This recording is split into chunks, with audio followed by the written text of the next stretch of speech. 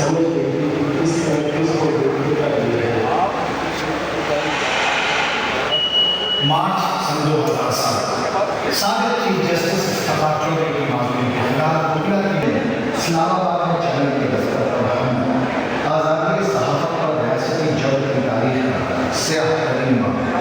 میں نے emergency declare کی تو فیصلہ ہوا کہ روزانہ کی بنیاد پر کوئی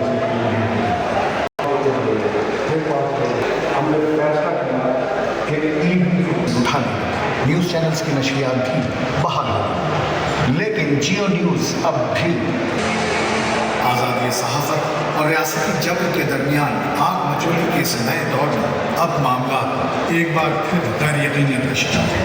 نوٹس جاری کر دیتے تھے، کیبل آپریٹرس کو فون کیے جاتے تھے کہ اس کو پچھلے نمبر پر ڈکلیئر کرو. حالات بہت ہی تکلیف دہ ہیں اور اس میں کارکن صحافی جو پروفیشنل جرنلسٹ ہیں جدید محسن دنیا میں